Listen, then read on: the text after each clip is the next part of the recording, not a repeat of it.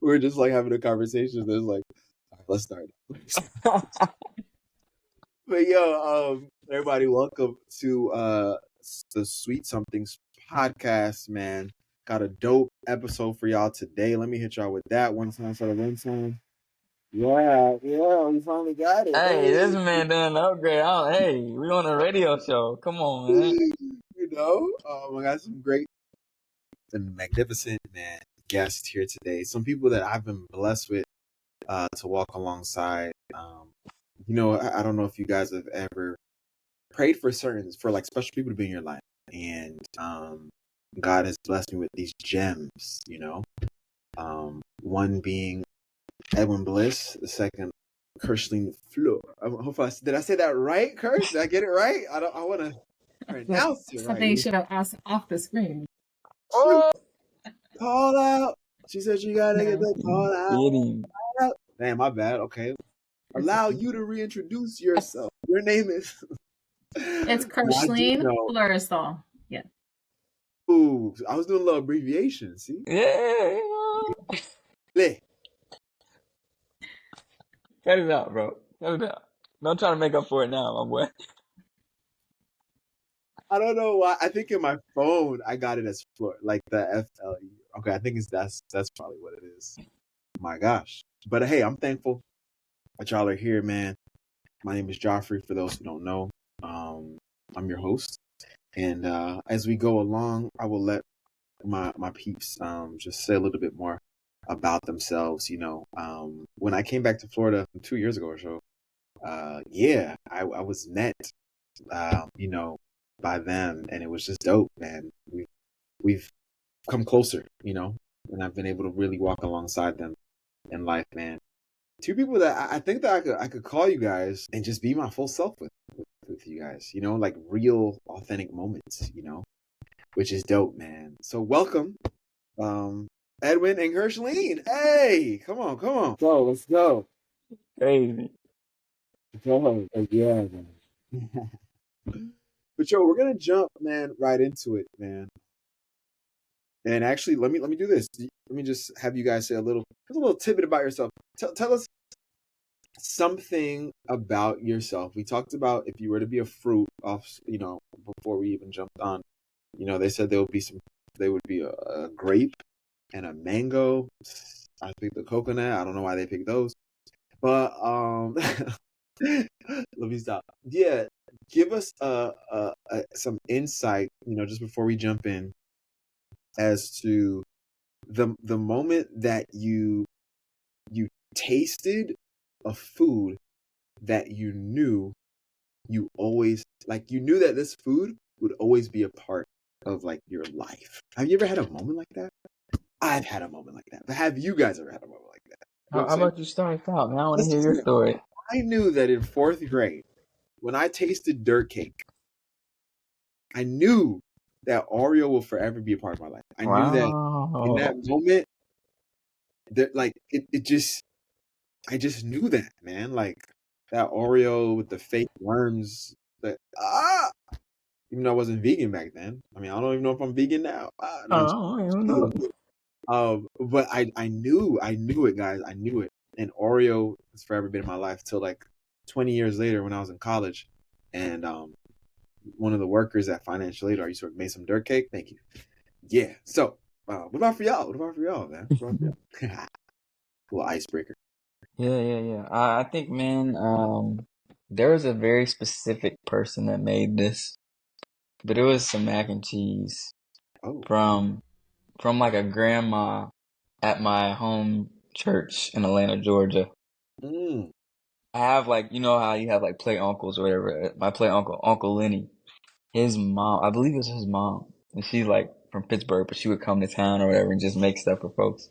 And like, give this family a mac and cheese, give that family. And so she's like, a grandma, but like, the grandmas be knowing what they're doing because they got years of experience in the game. So it's like, you taste someone's mac and cheese, you're like, yeah, that's solid.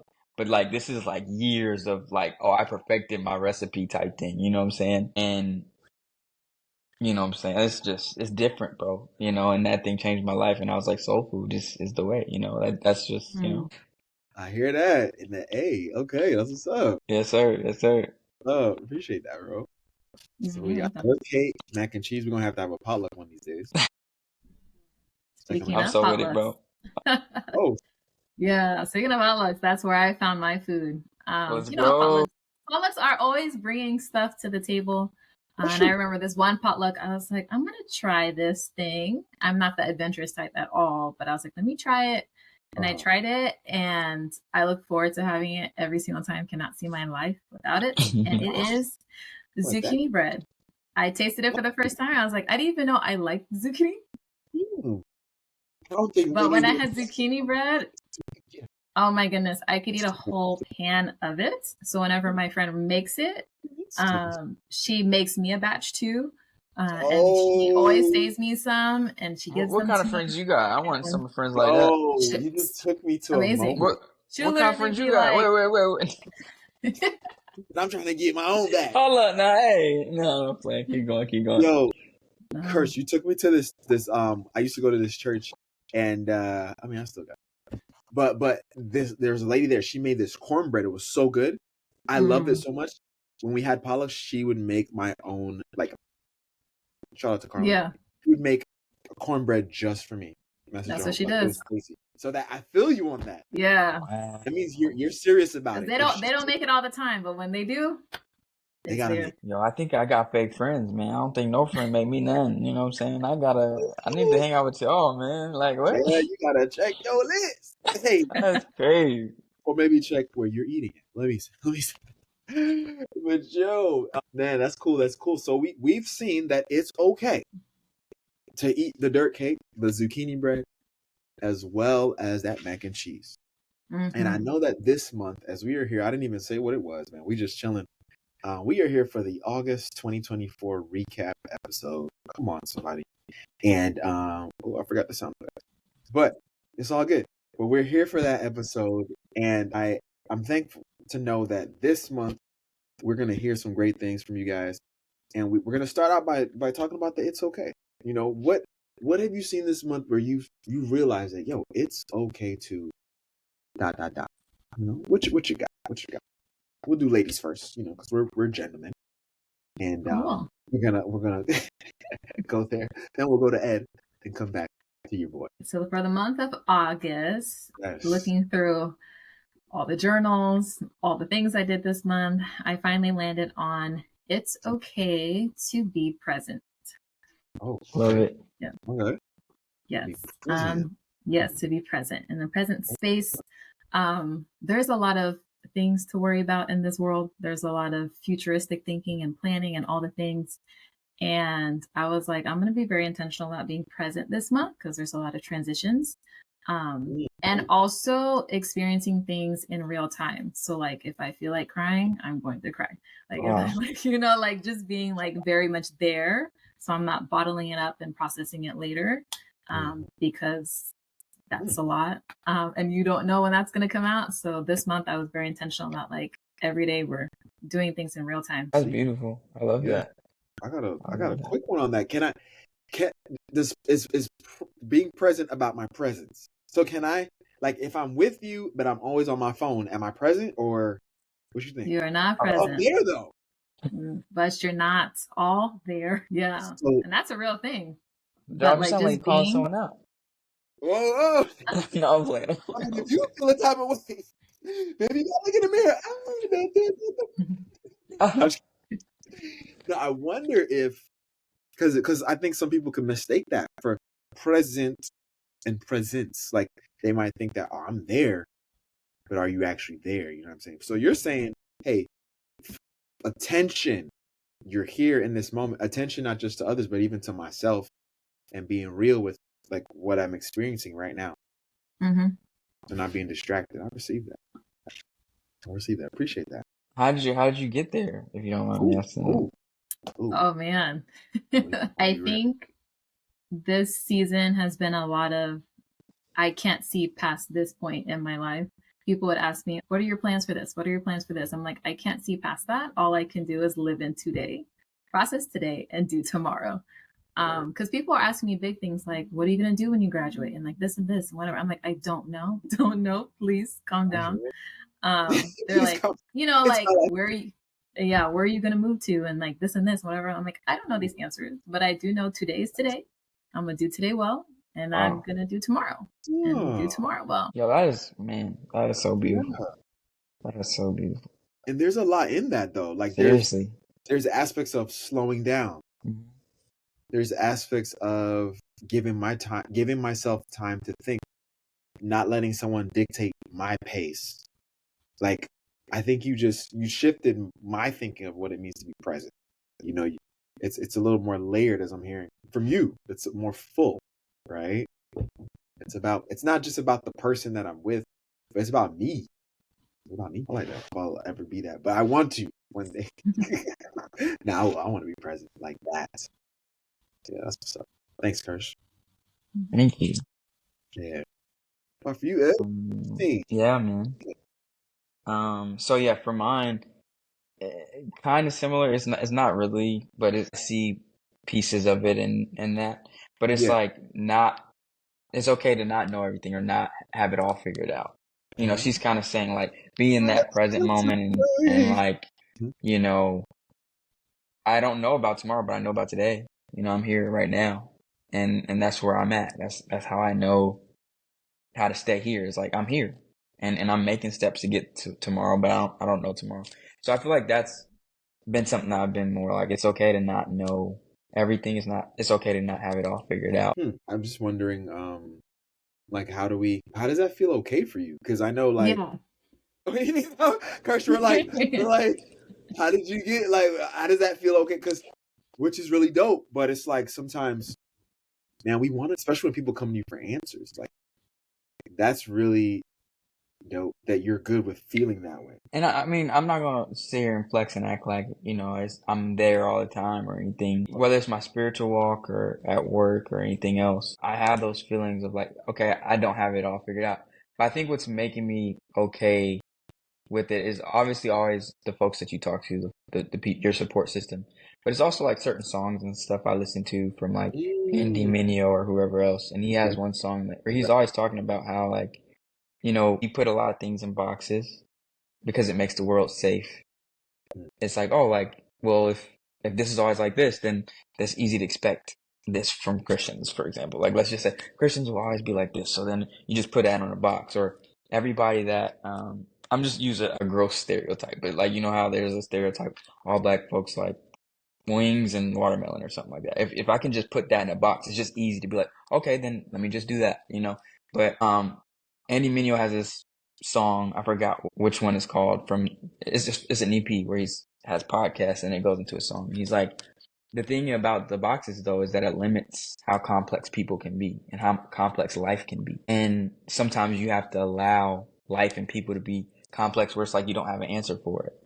You know, some of it's just fluid and you have to figure out things as it goes. Like you can't put everything in a box. You can't be like, just because most people act like this or do this, then it's just what it is, you know? Or like, because I've seen 3 pastors have their relationship with God this way, that Timmy's relationship with God will be that way, you know? Not everybody's going to be David. Some people are going to be a Samson. And it's just like, you know, it's not a formula all the time. And sometimes it's just like, it's okay to not know, man. Like, you know, even at work, you might want to have it all figured out. I just got a direct report recently and it's just like, sometimes I want to have all the plans, but it's just like some stuff you just have to figure out on the go. You might have imposter syndrome for a while, but it's okay to just be where you're at, because in a year you're going to be better than you are today, and you're going to have a lot more of a structure. You're going to have more, like you're going to have to make mistakes, but then in a year you'll have more of a baseline of like, okay, well I know this. And so it's okay to be in that area of, I don't know, man, like, and I don't have to have it all figured out, but I'll learn. I know that about myself. And a lot of people have that adaptability. That's just the way God made us. And so it's like, you don't have to know it all, but you'll figure it out.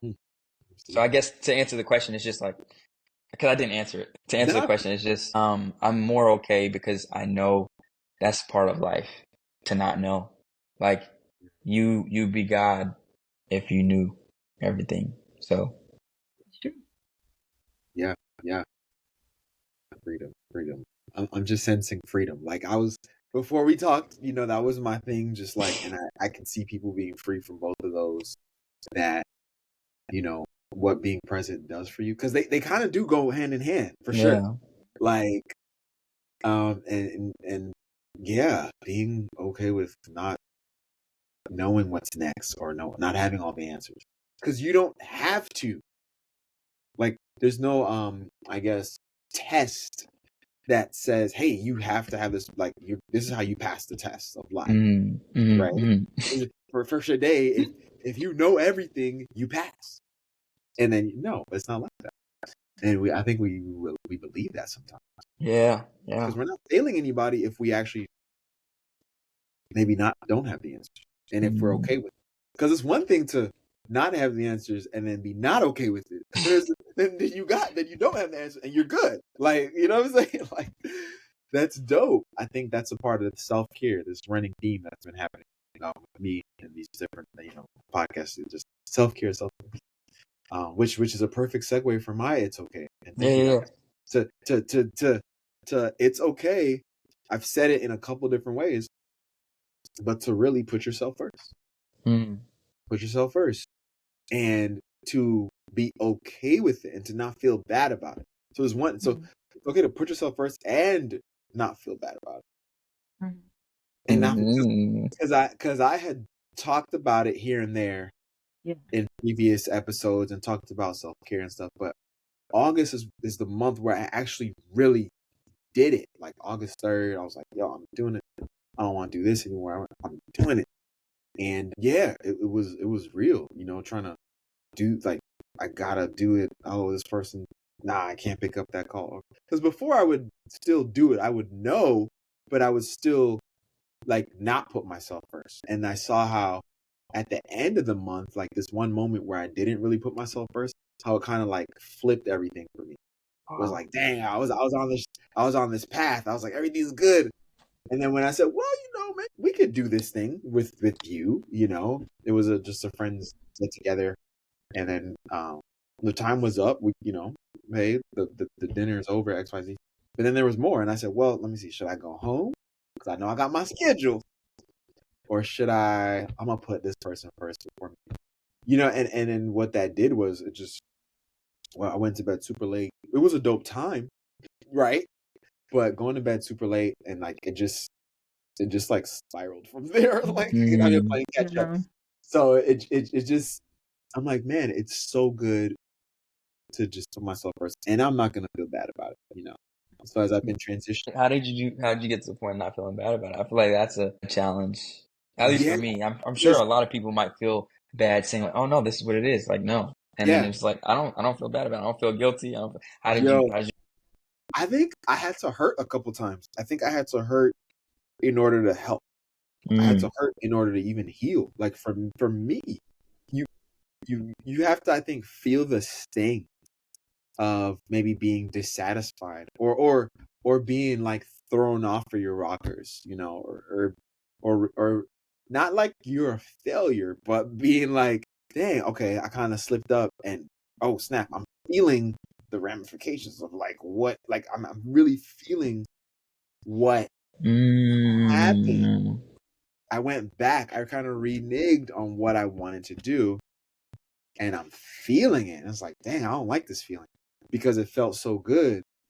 So it's becoming okay, or it is okay to not feel bad about it, because I know that if I follow through, it's gonna be better. It's gonna be better in the next day, and I'm not gonna feel like that anymore. I'm not gonna be like, oh dang, and I'm not gonna have to catch up, right? Because I saw for a couple weeks what it was like to put myself first. So even the other day, recently, kind of going into September, but like recently, I was just like, dang, I had these two options. I could put myself first on the one hand of like, okay, I need to eat. I probably shouldn't go hang out with this person. Or I could put myself first and like more like feeding the flesh type of vibe. Like kind of like, I don't really need to go over there, but I guess I'm going to go over there and hang out with this girl. But I'm like, ah. And it just kind of like, it just got interesting because I was like, you know what? I didn't even get what I wanted to get out of this experience. And it's like, why did I even go here? So, but if I had put myself first, like the real part of it, and went and focused on my going to bed, my eating, all that type of stuff, I would have felt better. And I realized I don't want to feel like crappy. And not even just like emotionally, but like physically. Mm-hmm. If you don't put yourself first, you're going to feel physically crappy. You know, emotionally, mentally, spiritually, all the ullies, you know, but even physically. And I was like, I don't want that anymore. So then it's becoming, and it became like, yo, it's all good. Me putting myself first, and I'm not feeling bad about it. Because but even whatever, yeah. You're good. I was like, even in those moments, it sounded like you really gave yourself some grace to like learn. You didn't beat yourself up too much. You just came back on. Which I used to do a lot. And that would even kind of set me back, you know? So yeah, it's, I think, feeling, and kind of what you guys are kind of getting at too, about knowing that, hey, it's kind of like seeing yourself, being present, and also knowing that I don't have to know everything. It's all about, to me, and even putting yourself first, seeing yourself, and even how does the creator see us, right? And I think that's all a part of it. It's okay to see yourself. Like if I were to fuse all of those together, the three, it's okay to see yourself and kind of love yourself and like gentle with yourself. Like you said, Kirsch, give grace to yourself, right? So yeah, that was my. It's okay. It's okay. So yeah. So people get free from that. So I know some people just got set free. I know that from all of those. You know what I'm saying? Real talk, man. So hey, man, but we live in a crazy world. We know we live in a world that has a lot of stuff going on now. So current event. What's the current event this month that kind of? I wonder if we're gonna say the same thing. That kind of just like hits y'all that you thought that you had to think about a little bit. You know, you gave some thought to. You know, what's the current event that kind of came across your radar? You know, we'll start with Ed on this one. Blissful Tone. Yeah, man. There are two things that were current events. I'll keep them brief. But I think the first one was the Perry's podcast. 30 Minutes with the Perrys. The SDA joint? Yeah, our Adventist occult. I think that was one of the current events that these guys. Yeah. Because I mean, obviously, you said what? I said they need to see this and rectify that joint. Hey, no. I mean, it's good. It's good. Like it's always amazing to just sit down and be like, hey, me and you see it differently. Like let's talk it out. You know, like it would be great. But yeah, that one, because like obviously being Adventist, that'll cause ripples within your community or whatever. Like, oh, did you see this podcast or whatever? I think we're all in the AYP chat and stuff and seeing like everybody's comments on like, what did this pastor say? What did I say? What do you think? So it's interesting, and I think it's also good though, to be like, okay, like, so where are you at? What do you believe? Like, that challenge. So I think that's one of them. And the other one, I found out about it today, but Toby Nguingwe, he dropped an album on the 30th of August. I consider it a current event just because I don't know. He's good. But, I like I like it. It's called a plug, Hood Hymns. So word, okay. Yes. Yeah. So those two things. Hood Hymns. Appreciate you, Ed. For you, Bush? Yeah. When Edwin said that, I was like, I do remember the AYP group chat. No, that was a couple of days like y'all had to be on mute. I was like, this is a lot. This is overstimulating. I did read through all of them, but I was like, guys, this is a lot. We are hopping here. But we are hopping. Like, everyone joins in the group chat. I'm like, oh, y'all were definitely lurking before, but y'all are here now. But no, it was interesting, and I learned a lot from it, so it was good.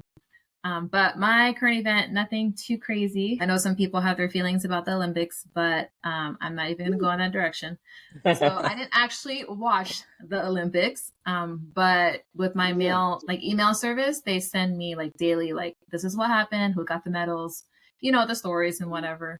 And just reading through some of them, I didn't read through all of them, but reading through some of them, And the stories of what people overcame to get their medals and what they like won, and like the hardships, and like that like progression, and everyone loves a good underdog story. And I was like, look at these people doing great things, doing amazing things. And what really impressed me was, even with the shenanigans of this world going on, that we still managed as many, many nations to come together somewhat, in one place to compete as athletes. And, people respected each other on that level. And I was like, okay, we can do the peace thing to some degree. I can see you guys, but I was like, we can do this unity thing. But mostly it was like, wow, these stories of all these people who were like super motivated and got where they got what their dream, and they're literally living in their dream and something that they have longed for since they were children, and here they are living in that reality. So it was beautiful, and it was just motivating for me because it was during like the last stretch of school. I was like, girl, this is a 3-year-long journey. You got this. Keep your eyes on the prize. I never really thought about the Olympics being, it's like it's a representation of what it can be, like what it can be, like what life should look like, right? Everybody from different places just together for the same thing. Like, we're all here to do this. So like, what if we all were here to do love? Like, that's crazy. I don't remember like Olympics like that. Yeah, like if we all were like, yo, let's do it. Some of us will come up, a little bit more than others. Based on our training and stuff, Kobe, you know what I'm saying? This man can't have a conversation without bringing up Kobe. No, I just had to.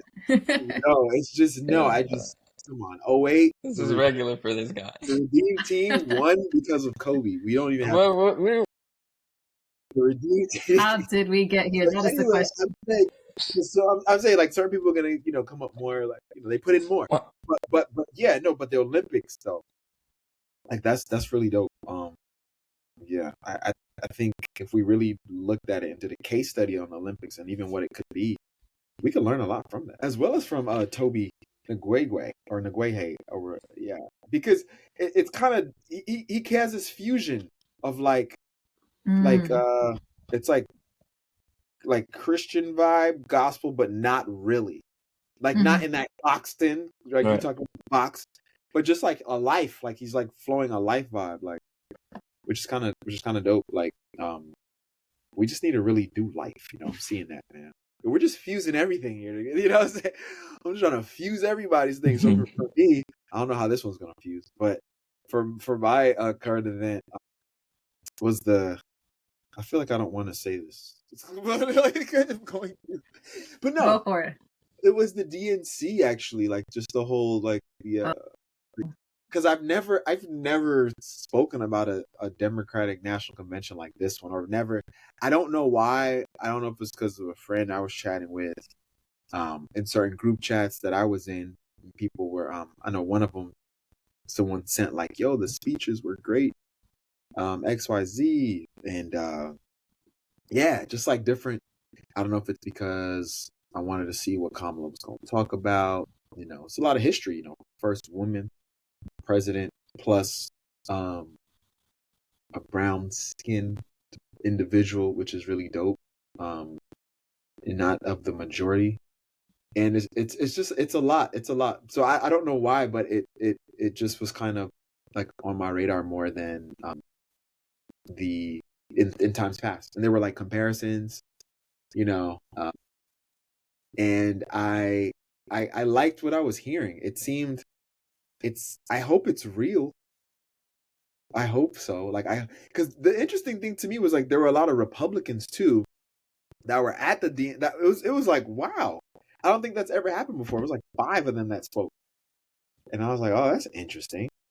So yeah, the whole election thing was back on my radar again, but in this way, more focused, wanting to be a voter this come around. That's like, okay, like, what are people saying? What's going on? Like what with this amendment, that amendment, all this type of stuff. There's a lot that's coming up, man. So yeah, but I was kind of on the radar for your boy, So yeah, current events. It's cool. It's cool to kind of stay up with what's kind of happening, or to even walk with what's happening whenever it happens. Keep a little hand into the world. while we do our own things, have our own lives, right? And as we have our lives, we know that, hey, we got some high moments and some low moments. You feel me? We got some things that kind of, so for me, I'll jumpstart this one, man. My high this month was when I didn't feel tired. Usually every day when I go to work, I just feel tired. But I don't know if it's because I started doing like the 7-hour vibe. Now I'm doing 8. This like going to bed on time, putting myself first. Like I wasn't feeling as tired. Eating breakfast 3 meals a day. I wasn't never used to breakfast, right? Wow. So breakfast, lunch, dinner vibe, like drinking water, trying to get the water right. I need to get more. You know what I'm saying? Yeah, so I wasn't feeling tired. That was a high. That was a high for me. And I'll share the low at the same time. My low came when like I just felt like there was a moment where like things were just falling apart. Like just a spot, just like everything. But the real low probably came. I cried this month, right? Over my old dog. That was so unexpected. Like it was crazy. I'm like being present, allowing yourself, like Kirshline. She was saying I allowed myself to do it if I felt it. That's crazy. When she said that, I literally thought about that moment. Like I was like, that's wild. Like I was having a conversation with somebody about like adopting and stuff, and like they euthanize animals and this and that. Because like there's a spot by my house where they're like the county shelter, like, hey, $5 adoptions, like we're full, like come on. And I'm like, man, I'm thinking about it. Maybe I want to get a puppy and grow with it. I don't know. But then I just started. I don't remember how it happened, but I just was like, I just started like going into. I just started crying. I'm like, damn, that's what they did to my dog. Because we had Your body wanted to process it in real time. So. I guess, because that was 20 years ago, and maybe I never processed it. That was like 2003, 2004, 2003. I never processed it. Like what happened to my dogs, yo? Yeah, that joint just hit me, and then my coworker started talking to me like, "Are you okay?" Like I'm a little kid. Shout out to Des. Hey, let's go, Des. But yeah, it's also high, I guess, allowing yourself to go there. Yeah, because you could still cut it off. But I think that's true. That's a big shout. It's hard to allow yourself, especially with all the cultural expectations of like men not crying and stuff like that. That's dope, bro. That's really dope. And I think I heard a podcast. I think it was the Place We Find Ourselves podcast. It's like he's like a licensed therapist, but he said that like things that you don't process. A lot of folks think like if you suppress certain feelings and stuff like that, like they just go away. But he said they actually get housed inside your body, and they'll come up at some point, or exhibit themselves as sickness or something like that if you really suppress it too long. But it's like they don't actually go away if you don't give it time and space. Almost like you would give time and space to someone. Like, hey, I'm making a safe space for you. You also got to do that for yourself, kind of, and like allow yourself to go there, and for those feelings to have attention and space, and like allow it to be seen, heard, understood. Even those things, because if they don't, it'll just be there, until it's time for it to come out. So it's just really deep that you're saying like 20 years later, but I guess I didn't process it then, but I allow myself to now. And how that tied into what Kirshline said. It's just crazy. Yeah. Crazy. That was crazy. But shout out to Joffrey. Yeah. Joffrey, how quickly your body responded when you gave it what it needed. Like you have to pay attention to that, because your body will like, when you don't give it the stuff that it needs, you'll feel terrible. Oh, right. Like you're doing all the right things. You're sleeping well, you're eating at regular intervals, like you're drinking water, like you're pouring into it, just like you would pour into a relationship, just like you would pour into like, your friends, or like an animal, so to speak, or like whatever. Yo, that's actually crazy. Yo, that's my and you see the fruits of it. Hey, let us speak, bro. Let us speak. You know what I'm saying? Watch out. Wow. That's good stuff. Yeah. That's really deep. That's profound. Response to like what it needs to when you give it what it needs. Wow. Dang. That is so. I never want to go back. Yeah, that's real. Wow. Thank you for sharing that. What about for y'all, man? What was that high and low for the month? That kind of what you got? Give it to us, Kirsch. I can go, sure. We're gonna start off with the highs. I have a couple, and one, of course, Joffrey, you're there for that. But graduation, I graduated August 9th with my doctoral degree. Let's It was go. 3 years in the making, and here I am. I can actually say that I graduated. So it's and just the feeling of like, I'm not sure if you guys ever been to like a doctoral ceremony, but they announce you as doctor for the first time. And just that moment was just like so surreal. Like my family were there, my friends were there, and even the graduation party afterwards. It was just so humbling, and it's just like, wow, God, you're just so faithful. Like that's literally, I was just like basking in gratitude of God's faithfulness the entire weekend. And the second thing, my friends, my very close friend, actually, I always call her my nursing school friend because I need people to like context when we're together. And she had a bridal shower this weekend, and I walk in there. It was like the tea room experience. And she starts introducing me to everybody. She was like, hey, this is Kirsch. She's my best friend from nursing school. I was like, I didn't know we were best friends. Oh, wow. Revelation. Yeah, Revelation. It was really, because like with her, she's very like few with words, and she's very like, I don't know, almost very like close to the chest. And I'm like, I feel like we're close. Like I love our relationship. And I was just like, we've just never like defined it. I'm not sure if friends do that anymore. But like, is that what it is? Introducing me to everybody. I was like, this is my best friend. I was like, oh, hey, let's go. So that was like a really deep moment for me. So you are best. Yes, apparently I'm bestie. I've been elevated. Well, maybe I've been there this whole time. I don't know, but I'm bestie level. And I was like, okay, good. We're matching. And the last high, my very, very good friend had a baby girl. And what was beautiful about it is that these people had 20 million other things to do, and they were giving me live updates. Like, because I was in Michigan at that time, they were giving me live updates, sending me all the pictures. And I was like, they were so intentional about making me feel included in this process because they knew how much I was mourning being away. And it was for a good reason I was gone, which I'll talk about later. But like, it was literally like, I really feel like I'm there with you guys, doing this process with you guys. And I can never thank you enough for being so intentional about like making me feel like part of the family. So those were the highs. And the lows, maybe I should let someone else start first. So I feel like I'm taking part.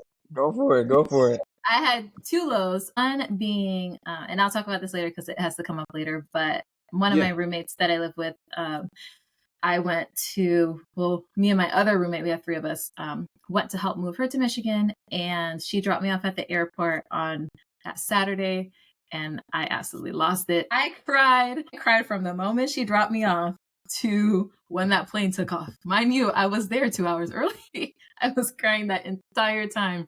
I was like, God, I don't know how we're going to do this, but we're doing this. We're putting one foot in front of the other. I felt like I was leaving part of me behind. Losing a limb. Was losing a part of me. So that was a low. But it was like a beautiful low, if you can have a beautiful low. Yeah, I got you.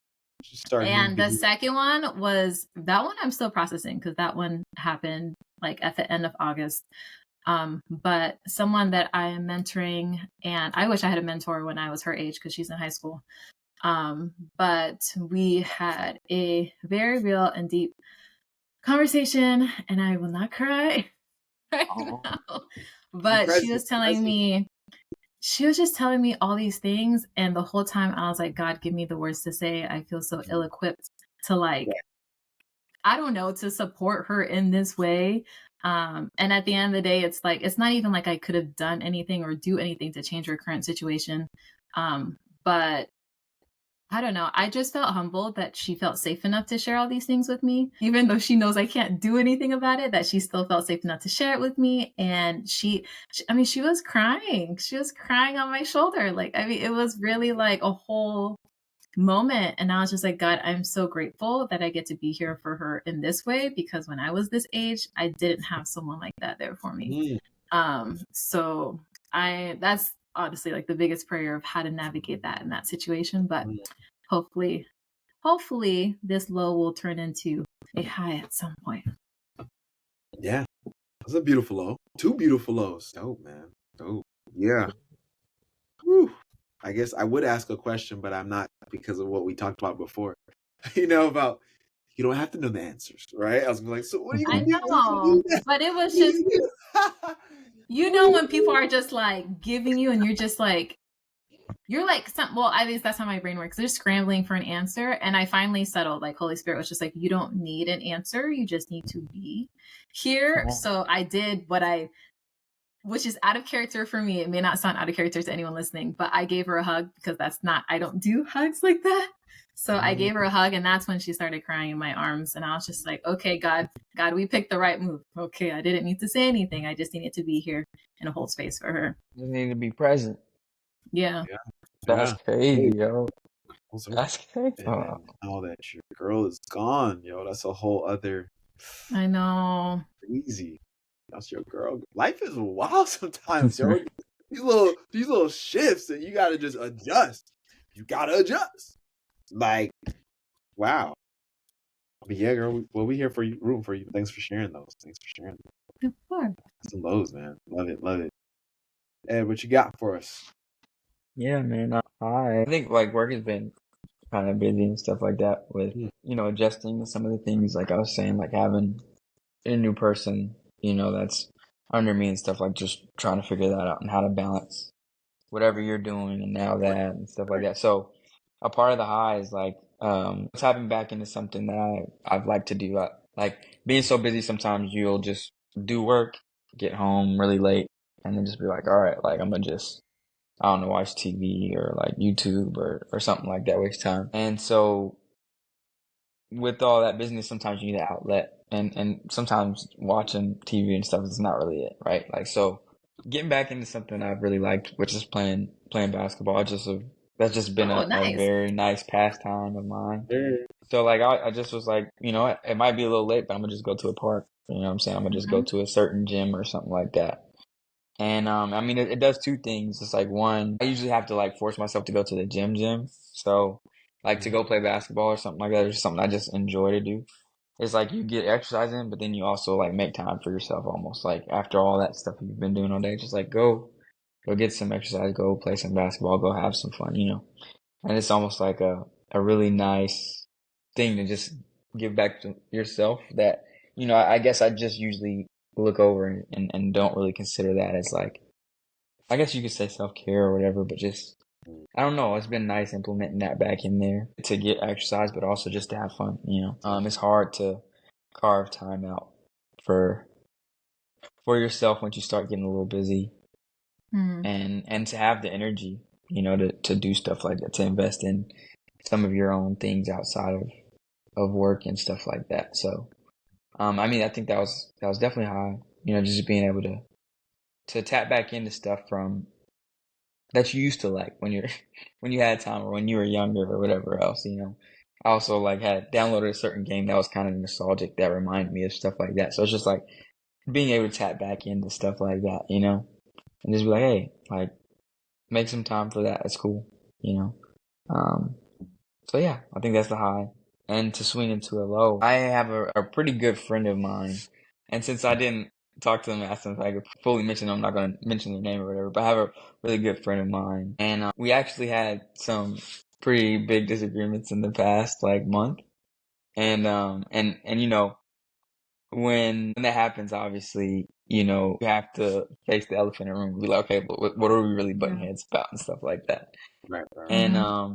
And so I think, the part of the low is like through that, just noticing as we communicate and talk, I guess levels of trust that may have been broken, or like trust issues that you might have with your friends. Yeah. Friend to friend. And so it's just like, oh dang, like that's there, like it's kind of a low because like, this actually hindered us a lot. Like that maybe I don't trust you in a way, or you don't trust me in a way. And it's just like, it's really, hindered how much we can trust each other and like really move forward in a relationship, or even open up or feel comfortable being vulnerable, or like, whatever else it is. And so I think that was kind of a low, just because I think it just made us like butt heads a lot, in the past month. But to swing it into a high, not that it couldn't just stay at a low, but like, you know, with that open line of communication, you can land somewhere, you know, and so like that has helped a lot. Like having tough conversations sometimes opens up room for you to come back even stronger, because it's like, okay, this is what was the elephant in the room. This is the thing that was being avoided. This is what was in the way. Now you can kind of like address that and just, you know, come back stronger. And so I've kind of noticed that, like, you know, I feel like we're a lot stronger and stuff like that now. I think there's still a lot to like continue to nurture in the relationship. So I'm not going to act like, oh yeah, you just talk and have one or two hard conversations and it's done. I think trust is something that's built with time, and especially if trust was betrayed or anything like that, like you just, you know, stepped sideways with me or something like that, then it's like, yeah, like I got to show you that it's not, even if it was unintentional, I'm showing you like, no, let's, you know, let's work through this. So, I just see a positive place forward with that, you know? And so it was kind of a low, just because when folks are closer to you, then it's like it hits harder with the folks that It have known you does. longer or whatever, you know what I'm saying? Because it's like, you know me more than anybody else. It's like, you know. Right.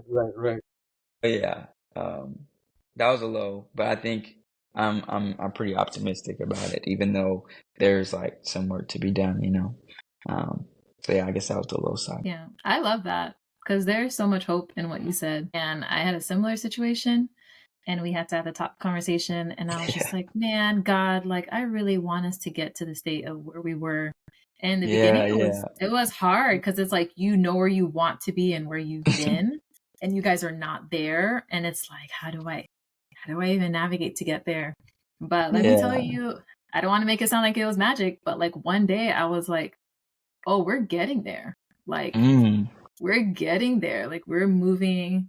Because I know some people are just like, once the trust is broken, like whatever. But I'm like, I think it's very, for some people, you can get there. You can get there again. Yeah.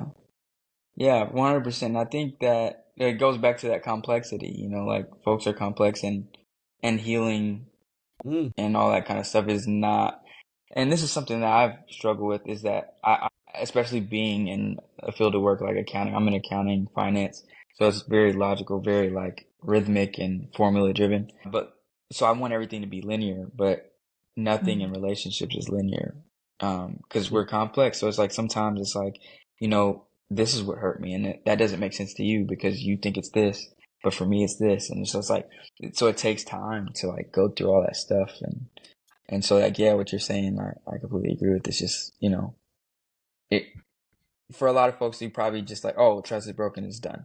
But it's like sometimes, you know, it is just time and growing and perspectives changing and like, you know, pride dying and stuff like that. You know what I'm saying? Pride So yeah. dying. Because I mean that's big for relationships, because relationships, two different people with two completely different backgrounds and perspectives trying to like communicate with one another. So it doesn't matter if it's me and Joff. If we were to go into business together, we're gonna have a disagreement at some point, and it's just like, how do you work through your disagreement? How do you let your pride down? Be like, okay, like help me understand what you're saying. Are you saying that I'm wrong? Like maybe I am. Like how did I do that wrong? That takes a lot. You know, it's not easy to do that, and it's just, yeah, man. I don't know. So God knew what He was doing when He was like, community, because it's really gonna challenge your, your pride, and which I'm right. It's just like you're not always right. Yeah. No, it's crazy what you guys are saying, because I lost a best friend over not having the conversations, over not, you know, really. Well, I don't know if we were best friends, but I guess that's what the title was for years. But yeah, over, you know, 10 years deep, man, over not being maybe what we were supposed to be, and it was so simple when you look back.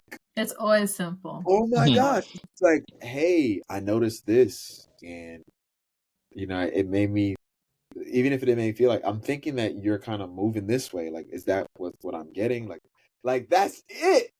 It's crazy. And yeah, that was it, you know, and then stop being friends. I remember I seen him like not too long ago and stuff. But it's not the same. You can't make, like, after that, after you make the cut, after, and there was another 10 years after where like I saw this person, and we can't really get back. So I just want to commend you guys for like sticking it through, saying this was worth it enough to, or not even because it's worth it, but just even you may not know it's that worth it, but just like in your mind, like knowing that the best thing to do, even though it's a hard thing to do, even though it's going to be brave, it's brave. It's what's necessary is to have this conversation, especially because we built something for so long. Why let there's something like this kind of like throw it off? Like, why lose all this? And even if it's not that question, it's why not at least have the conversation? So yeah. But yeah, I don't want to shift gears because this is a great conversation with, because we're going to do it anyways. But with the two themes, or 1 to 2 themes for the month, I'm just going to jump into my one because it fits the conversation. Yes, jump in. But Edwin and I have been on the same page since we started. So we're just going to keep the ball going. In there with y'all. But you with us, brother. You with us. We live. Let me stop. That's 2v1. It's kind of like hey, this ain't Drake, bro. Get out of here, bro. 20v1. It's all good. I'm used to it. We're used to it. Get out of here, bro. You're good. But all right, let's go. Yeah, bust the themes out. One of my themes for the month is that hard conversations will never be easy, but the outcome is worth it. I started off this month with a hard conversation, and it was with my mom, because it was just like a series of like miscommunications and this, and then of course with miscommunications you form a conclusion, but that conclusion is your reality because. Well, can you say that again? Hold on, I'm trying to catch you all. Say it again. There was a series of miscommunication, and all those little micro miscommunications never got addressed, never got talked about, and it just shaped this reality for her. And then this one situation happened, and it was just like affirmation of everything that she was storing in her mind. It was like affirmation of it, and it literally escalated like I can't even explain. But she had sent me a message, and I responded back, and I was like, hey, like, we can't do this. Like, this is not a message that you can just send via text. Like, this is an in-person conversation, face to face. Like, you can't just blindside me like this. Yeah, I'm not sure how many of y'all are from Caribbean households. That is not necessarily a message you're sending to your parental unit. But I'm going to fast forward out of the story. But several weeks later, we definitely had the sit down conversation. And it was like the first couple minutes, I was like, man, why am I here? Like, we're not going to change anything, this and this and whatever. But I was like, for the sake of our family, for the sake of this generation, like, we need to have this conversation. Yes. And we talked about so many things. And we were going back and forth. And I was like, God, like, we're not going anywhere. Like, literally internally, I'm like, God, we're not going anywhere. We're like going in circles. And there was this moment in the conversation. She was like, I realized what I've been doing. And I was like, what are you talking? Like, it was just like out of nowhere. Like, we were having a conversation out of nowhere. And she was like, I realized that. And I was like, what did you realize? And she was just like, I realized I've been comparing you with your sister this entire time. Wow. And yeah, she went on to talk about some things. And then we recapped that meeting of like things that, I could do better to make her feel more included in my life. And she talked about things that she would work on her end. And then at the end of that meeting, I was like, I see you, Holy Spirit. I see you moving and doing all the things. But the hard conversations never get easier. Never. But I feel like the need to initiate them, at least now, it's like, oh, I know I need to do this because the outcome, it's like the outcome will be worth it. Whatever the outcome is, it'll be worth it because carrying it with you is not worth it. But yeah, and we're in a much better place now. And my theme ties into that. I'm with y'all on this one. Yeah, let me hear. What are we talking about? So just to touch on that and to tie in, one of my themes for this month was bravery, and a lot of it had to deal with having certain conversations. It's crazy that you mentioned that because I was noticing that there were certain things that just didn't sit right with me. I was like, man, am I going to say something? Am I going to challenge this perspective? you know, so to hear you saying that, you know, and to get a point for me, I'm with y'all on this, that no, Get a point. bravery, no, because I was like, man, life is always calling on you to be brave. Life asks you to be brave each day. You kind of have to, or you have to make a decision on whether or not I'm going to do this. And I think you said that, because that takes, you said Caribbean household, mom, like it's for this, like that's a brave move to do what you did, a much needed move, right? And there was, I remember I was around somebody and they were saying, like, there was someone that who said, like, at my job, like a client said, like, all the N word, and then like somebody was like, oh, like I get it, like, but I don't think people should XYZ because of that. And for me, I was just like, how do you get it? Because you're not like you don't have my shade, but maybe you get it. But like, how do you get it? And then at first I was just like, and this is just one of many conversations I had to have like this. I'm just like, you don't get it. And then like God, right? God will be like, okay, just wait. Why don't you ask them what their experience is like? Why don't you? And I went up to the person, I'm just like, hey, I heard you say that you get it, you know, and maybe you don't think people should react a certain way when that word is used. I just want to know, like, how do you get it? Like, can you tell me about how do you get it? And then they went into like their story. They grew up around people like stuff like that. They are not black, but they grew up around it, XYZ. And I was like, okay. And I was hearing them, but just for me, just to even go forward and say that and have a conversation, because race is a touchy subject, parenting's touchy. There's just politics. All these things are touchy, and I was just thankful that I had to do it then, just with other people for like other things. And I'm like, man, bravery. We're just called to be brave, and it's either we're gonna answer that call or not, because it's gonna benefit. It's gonna be better. Like kind of what you were saying, Kirsch. It's these hard with these conversations and stuff. The outcome, it's better, right? And we get to this place of, I think, more harmony, more growth, more substance. You know, now this individual knows something about you that they didn't know before, that certain things don't sit right with you. They can't maybe just get away with just saying whatever, right? Or just a lot can come from that. So I saw that for me. That was one of my themes this month. Bravery, and having to step into a brave space. And I like it, and there was a moment where I didn't really do it, like where I should have, but I like it. And it doesn't just make me feel good, but it makes me know that this is what I'm supposed to do. I'm supposed to do this.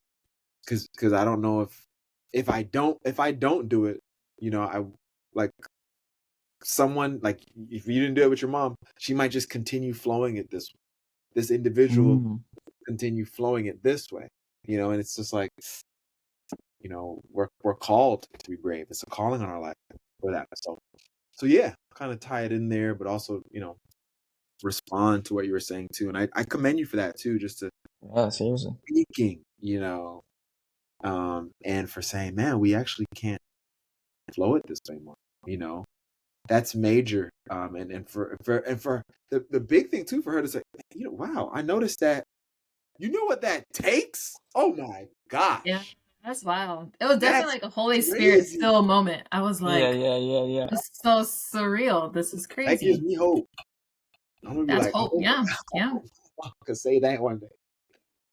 Yo, that's dope. But yeah, thank you. That is. Yeah, I wanted to say dope for both, because I think for Kirsch, she was saying, it was a brave thing, like her bravery leap, but also she was saying, like I was noticing, like I just don't want to continue that here or even with me. Like she was saying, like I kind of want to change, I want it to be different for me, like generational thing, like it stops here, like with me, there's actually a movie that just came out that it ends with us. That's neither here nor there. It's not.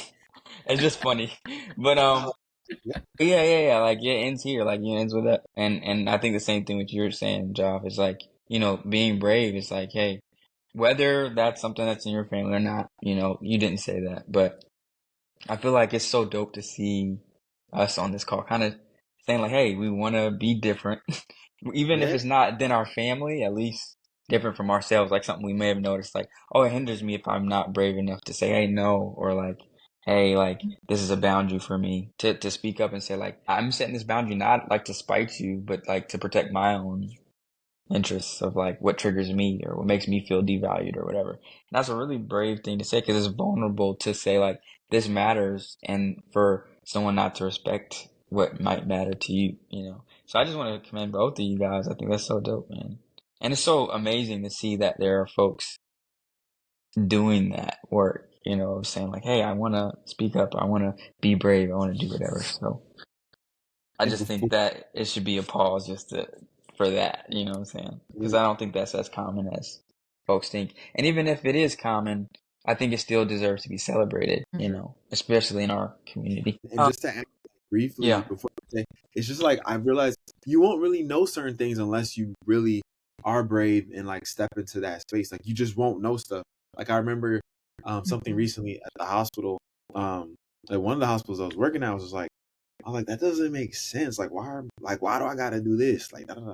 And like we were trying to like go through it through text, but it just was like, so when we had this conversation with me and my manager and we're just talking about some stuff, I'm like, okay, I got you. Okay. But if I never really stepped in and be like, yo, what's up? Man? I don't get it. Like, why do I have to do this? Da, da, da. And that comes with anything, just I don't think we should be afraid, right? We're not given the spirit of fear, but the power of love, right? Power of sound mind, and but love, power, sound mind. Which is really cool, that there's this reality to us that there's a calling on us, but we have it in us to go forward with that power, love, and a sound mind. Like it's in us to do it, man. If we're leaning on God, like we're good. We're gonna be good. We're gonna be good, So I want to add that in there. Yeah. The themes that I had for this month is the same thing that I kind of started with the it's okay. Like, it's okay to ask for help is one of the things that I feel like was a theme, and it's okay to learn to say no. I don't think I'm the greatest at saying no. But it goes into what you guys are saying, like that bravery, like learning that bravery. I'm a lot better at saying no than I was like a couple years ago on certain things. And I can look back on that with a lot of gratefulness today, that hard work in between and, blessed by God to have like certain folks that help encourage me through that and like my counselor. Shout out to Phoenix Counseling, Justin. But, what I'm saying, like, that's something I'm learning. And so, like, I guess that's a theme, like, learning to say no more often, even with, say, like, certain clients, because we work in a field where it's like you feel bad for certain things. I was talking to Josh the other day about giving Right. money to a certain client, and he was like, yeah, and like, don't want you to feel bad for certain things like that, because, not everybody has the best intentions. Certain folks can take advantage of people that are kind. And so, learning that and learning to be okay, saying no, learn to be okay asking for help for certain things that you don't have to do it all yourself, especially, again, I know that's the recurring thing because it's like I'm a new manager, I guess, but like learning how to not take the work of, say, the person that's under you, saying like, okay, this is the things we got to do. If this hasn't been done, like, I'll just do it myself. But it's just like, asking for help, say, hey, this is actually what I need you to do, like, just to help out with this whole thing. Like, learning to do stuff like that and not feeling like certain ways about that, but like learning to, I guess, be brave in certain things like that. Like, hey, this is actually what I need to have happen, and not like in a condescending way or anything, but just say like, this is where we're going. This is what we have to do. So those two things, I think those two things have been themes for me. And those both center around bravery too, like being brave to say those things, being brave to say no. And yeah, those two things have been very recurring, especially with my line of work. Yeah, so yeah, man. Dope, man. So dope. Mm-hmm. Appreciate it. For sure. Thank you. And it's dope to see you like taking it all in and wanting to grow, wanting to be better. You know what I'm saying? And acknowledging that you are. That's because sometimes like you mentioned imposter syndrome earlier, but acknowledging that, yo, I am growing here. Like this is dope. God is watering this seed that's been planted in me, these various seeds, and I'm getting to where I need to get to. Yeah. So it's dope. Yeah, and it's always dope just to look back, man. I guess it's maybe hard to do. I think it might be a part of being present. Is just taking that like few seconds just to be like, okay, I remember where I was last year and how maybe ill-equipped I might have felt. Where are you at now? Don't you feel a lot more confident? Whether it's like even in my own like accounting skills or something like that. Like I used to work at Advent Health, financial analyst, going to SALT, doing it more accounting work, completely different work. So like going to SALT, completely different. It's like very scary to go into something without a team and stuff like that. And then also like switching from financial analyst to accountant and having to like figure out some of that stuff. You doubt yourself a lot. Like I had a lot of times either on the phone with you, Joff, or some of my close friends. Like, I'm not sure what things I should do next. I'm not sure about this or that. Like how to say no to certain things or whatever. But it's just like, you can look back now, like a year or two removed from those really hard nights and just be like, growth, man. Like, I guess they say hindsight 2020 or whatever, but it's just like, I think there's something to celebrate too about just looking back and just being grateful for, man, I might not be perfect, but I'm a lot better than I was. It's just always great because even at the end of the year, everybody looks back at the goals that they've done. And it's really cool just to see that, man, like I may not have checked all of them off, but I did some stuff. Like I'm not the same person I was at the beginning of the year. So things have changed. I've taken new leaps and maybe I pushed the needle even a little bit, but I'm going in a direction. It's cool. Like it's something, I think that's a blessing from God too. Love that you give yourself the freedom to say no, guilt-free. Guilt-free, yeah, because some people say no, but they're guilty about their saying no. It's no, like you're preserving yourself because you don't have the capacity for it. Yeah. But you've learned yourself for so long and you're just like, no, I'm protecting myself. I don't have the capacity to do this and I'm saying no, and I'm not going to feel bad about saying no because I'm not. Yeah.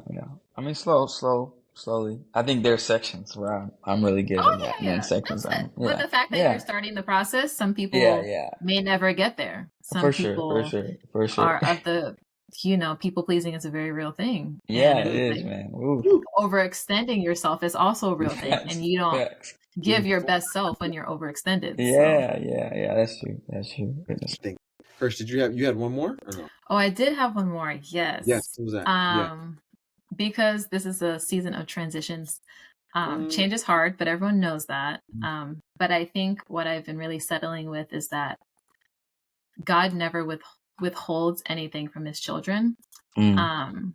And sometimes in seasons of transitions, it feels like a loss. Like I'm losing this. I'm losing out on this.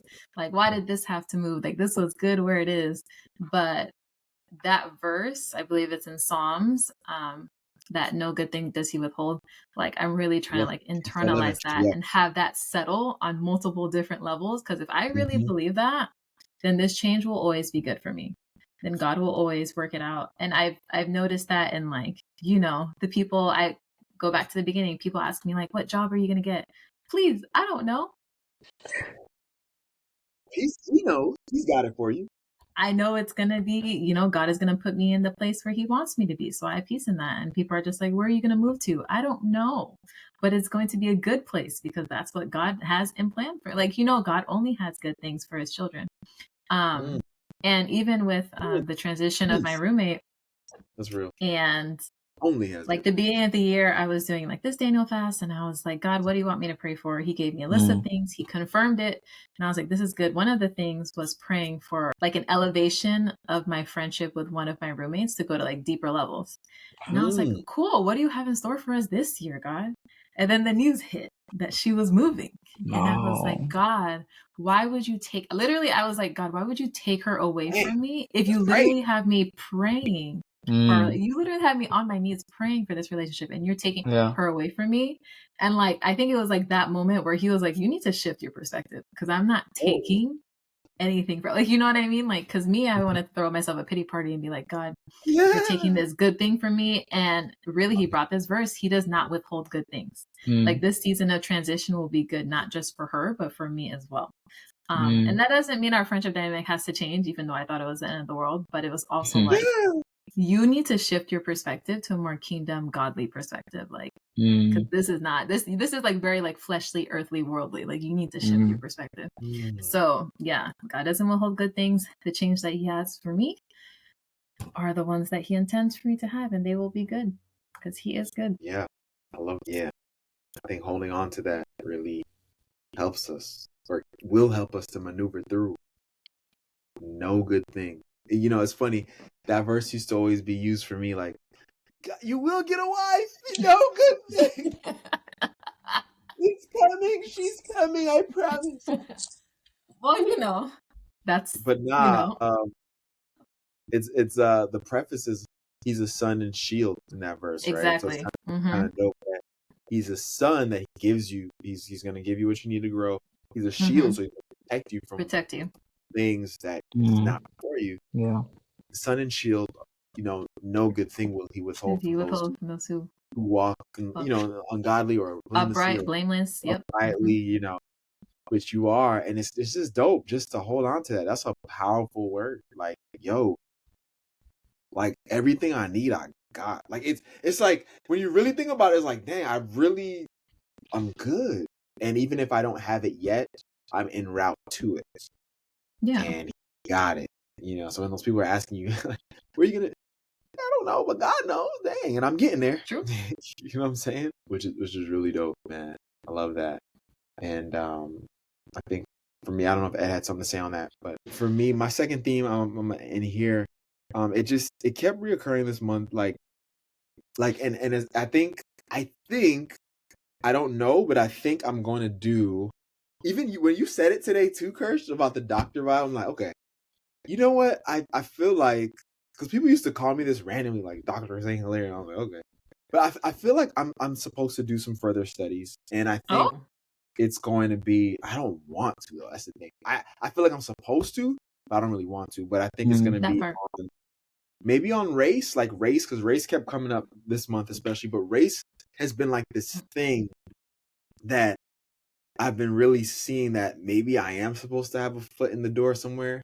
I don't know. I don't want to really say what's already been said, but I'm seeing there's so many things to like pull out and parse out, and we live in this racialized society, and I have some ideas, and because of my background, especially with it, you got the religious tone, the Caribbean tone, that being in America, the male, and I'm like, man, I don't know, but I feel like I'm supposed to kind of go into that, and this month it just came up in different conversations. I had a friend, we were doing some stuff, and just like the conversation about with the N-word, and someone saying, hey, this, you know, I understand that, or whatever, or just like all these conversations, someone saying that. I had a friend, we were talking about, we were doing some stuff, and then she made a joke about like white jobs, right? Because you know how like the thing was, I'm talking about black jobs, and it was just interesting to me, just like the different, just the way people see race. You know, I have months where like I'm really on it, and I'm not like really, but I've always kind of been. It's always been something, and I'm like, you know what? Maybe it's supposed to be something. Maybe I'm supposed to like go into it more. Maybe I'm supposed to like, there's an aspect, because where I'm landing now is that vertical, the way that you see how we got here is the way that you see how we are to be here. That's how you see race. So because I've been starting to see like the people who were Christians before, who like enslaved people, I'm not calling them Christians anymore. They were not Christians. To me, I'm trying to land on what they actually were. And that's been something I've been having to really wrestle with, you know, and I'm like, man, this is interesting. Maybe I got to dig into it. I'm thinking about this concept called a theology of race. Like, what's your theology of race? You know, so that's been something that's been reoccurring. Like, what is, I know what it is. I know what it was. I know what it may be in the future to me. And I've had cycles where I've like, don't call me black, right? Yeah, it's interesting. It's just so. But this month it was a little bit more heavier than it was before, especially with elections. especially with the different friend groups that I've been navigating lately, and what it looks like when I'm in public with certain people, especially if they don't know what's going through my mind, what may be going through their mind,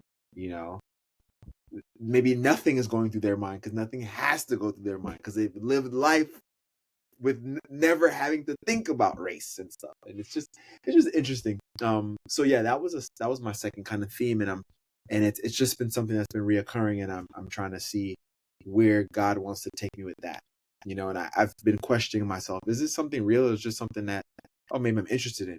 But he took me back to the time when I was a little kid, and I said, I think I might have mentioned this once before about, there was this time I was in elementary or something, and I was like, what's that? We were like, what's that girl? Like, what's her background or something? And like, she's like half black and Chinese. And I was like, I just remember saying it. I think I mentioned it on like pod before, like, yo, how can you be half a country and half a color? And that was when I was little. So I felt like maybe I am supposed to do something with it, but I don't really know. Pray for me on that. You know what I'm saying? This month it was kind of like, yeah. So yeah, that was my second theme right there. That's what's up. The theological historian. Yeah, I guess we'll see how that kind of flows. But yeah. Man, I definitely thank y'all, for the recap of August 2024. We're here past the 8th month. We're in the final stretch, guys, and it's been dope just to hear some of the things that God has been just doing and moving in your lives, man. And I just want to I never did this before, but just do some like takeaways, like some things that we kind of took away from the convo, I'm just doing this on the spot, I think I saw that there's a necessity to, I'll give y'all some time to think about something. there's a necessity. I'm trying to fuse it all together, but there's a necessity to take time. I'm trying to do it in one sentence. There's a necessity to take time, or rather, it is necessary to take time with yourself, with your thoughts, just with you. Like it's and I'm kind of taking that from the about even being present, and even recognizing some of the things that are happening out there, that you like Toby, you know what I'm saying? Like, it's so cool to just like be okay with yourself, and I think I got many things from this conversation, but that's one thing that I took away. What about for you guys? I'll let Kirsch go first. I was like, I had something as soon as you said it, it went poof. But I think mostly just with the topic of self-care that keeps coming up. And I'm not sure if it was a podcast or something, but the premise was that a lot of people feel guilty about doing self-care. And the book, I think it was a book, also talked about like different ways like self-care can manifest itself. Like, it's not just doing your nails and getting a massage. Like, it's literally like a whole bunch of different things, like what you pour into yourself, and what your body can give back to you. And it goes back to what Edwin was saying about, like boundaries and like saying no. And then of course what Joffrey said about like taking care of yourself, so that you could be the best version of yourself, for yourself, because A, you're a temple, but B, so that you can pour into people at your greatest capacity. And you deserve that as you yourself, but others deserve that as well. They deserve you at your best, because that's how God intended it to be. That's crazy. So these people are literally missing out on the fullness of you because you're not caring for yourself and pouring into yourself. So that's the biggest thing. So just reinforcing the like boundaries, saying no, pouring into yourself, that sort of thing. Someone go get her a book. She needs to write a book. No, come on, buddy. No, thank you. Thank you, Kirsch. Man, that was great. That was a phenomenal summary. I probably should have gone first so I didn't have to follow. Get your life right. No, I guess the biggest takeaway is, I think the initial one, like, being present and stuff like that. I think it has a lot to do with a lot of what was discussed. Yeah, just maybe just allowing yourself not to be rushed. Because I think I'm rushed enough that I don't journal like I used to. I haven't journaled in a while, but that's a part of being present. Like, you're saying, Joff, sitting with your thoughts and stuff. But I think allowing yourself that, because maybe you feel guilty for having downtime and like doing things for just you, whether it's journaling or just having downtime to go play a game or like play basketball. It's just like, dang, should I be doing this? Am I wasting time? But it's just like, maybe that's being present. And maybe the same thing that Kirsch said about like boundaries, bravery. I feel like bravery came up quite a bit too. Mm-hmm. So bravery, boundaries. I think those are the themes that popped up the most to me. So like being present, bravery, boundaries, saying no, all that kind of stuff. Because like she's saying, I really think that you're at your best version of you, like what God intended you to be. If you can do that, because I was talking to you about this at lunch, Joff. Jay Shetty said this one thing about boundaries. He said it's amazing that for our culture, what we think is a good person is a person without boundaries. It's like, oh yeah, that's a good person. That person will they're always consistent. They're always going to show up for the people. And it's like, why do we think that a good person, the picture of a good person is a person with no boundaries? And he was like, just take a second to think about that. Like, just don't say anything. Just think. Why do we think a good person is a person with no boundaries? And so I guess that's what I got out of this. It's just like, God wants you to be able to, look. I think Joff actually is the one that told me this. Maybe you could share very briefly, because I know we're at the end of it, Joff, but maybe can you share what you're telling me about, like Jesus having boundaries and stuff like that? Those little things that you were talking about there.